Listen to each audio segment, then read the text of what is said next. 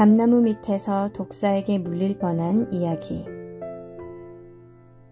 이는 어머니가 수시로 나에게 이야기하셔서 들은 사연이다. 내가 생후 1년도 안 되어 기어만 다닐 때 있었던 일이다.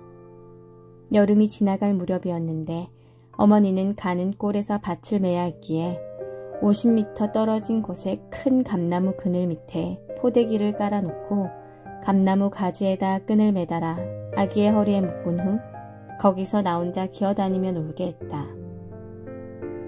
그런데 어머니가 한창 밭을 매다가 갑자기 아기가 생각났단다. 정신없이 밭을 메었기에 일하는 사이 아기를 거기에 둔 것도 깜빡 잊어버렸던 것이다. 그때 아기가 잘 있나? 걱정이 되고 이상한 예감이 들어 밥 매던 호미를 든 채 급히 아기가 있는 곳으로 뛰어갔다.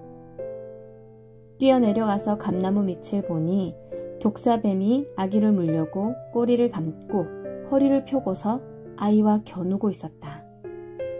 아기는 손으로 독사를 때리려 손을 내밀고 있었다. 어머니는 이 상황을 보고 놀라서 어떻게 처리해야 할지 몰라 당황하다가 급한 마음에 순간 아기를 들어 껴안았다. 그러고 나서 호미로 독사의 목을 치고 옆에 돌을 들어 쳐서 독사의 몸을 뭉개어 죽여버렸다.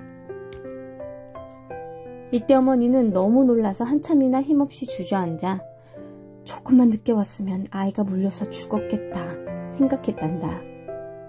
큰 충격을 받아 어지럼증이 왔다고 했다. 이날 역시도 하나님과 성령님이 그 순간 어머니가 깨닫도록 감동을 주어 뛰어내려가게 하신 것이다. 하나님은 육신을 쓰고 그때마다 행하신다. 만일 감동을 주시지 않았다면, 그래서 어머니가 급히 가지 않았다면 갓난아이인 나는 독사에게 물려 아예 죽었다. 조금만 늦게 갔어도 큰일 날 뻔했다. 사람의 생각으로 생명을 지키면 잊어버려 죽게 된다. 그러나 하나님은 이와 같이 불꽃 같은 눈으로 지구상의 모든 인생들의 생명을 날마다 지키신다. 불꽃 같은 눈으로 1초도 빠짐없이 지켜주신다. 그러다가 하나님이 직접 도우실 때도 있고 그때에 해당되는 합당한 사람을 통해 그 몸을 쓰고 도우실 때도 있다. 이날도 하나님이 나를 지키시며 어머니를 쓰고 도와주시지 않았으면 어린아이라 독사한테 물려 그 자리에서 죽었다. 이때가 9월경이라 독사의 독이 가득히 찼을 때다. 그날 이후로 어머니는 아기를 볼 때마다 아가야, 엄마가 올 때까지 독사와 싸웠구나. 잘했다. 하는 말을 늘 수시로 해주었다고 한다. 그래서 그날 일을 식구들도 모두 알게 되었다. 처음에는 아버지께 혼날까봐 말을 안 했다고 하셨다.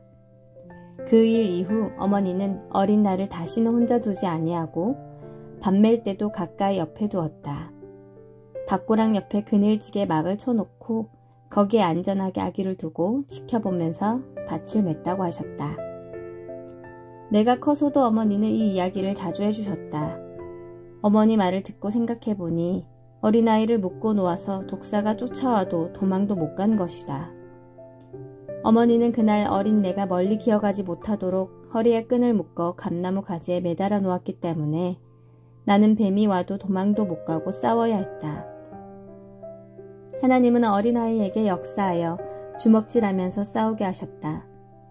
어린 나는 앞에 이상한 물체가 있으니 맨주먹으로 주먹질을 하면서 한 손을 내저은 것이다. 이때 독사는 내가 주먹질하니 더 대든 것이다.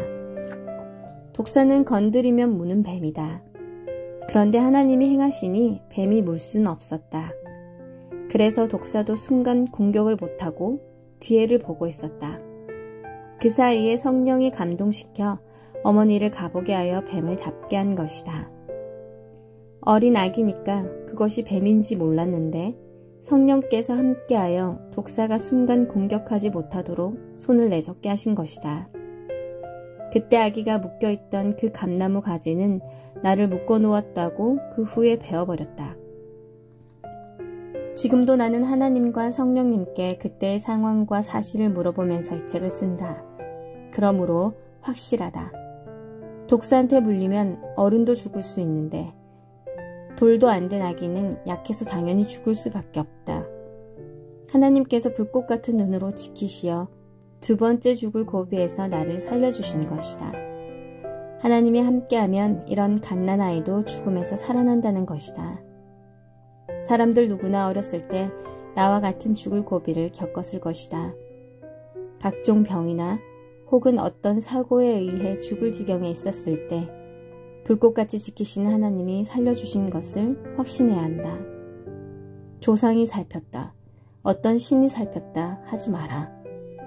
생명은 창조하신 자의 것이니 전지전능하신 하나님과 성령과 성자께서 그때마다 도우시고 사람을 통해서나 합당한 것을 통해서 각종 방법으로 살리심을 확실히 믿어라.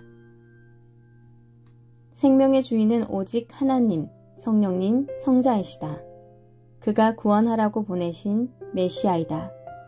그러므로 절대 수호시는 하나님, 성령님, 성자이시며 죽음에서 살리는 자도 전능자이시다.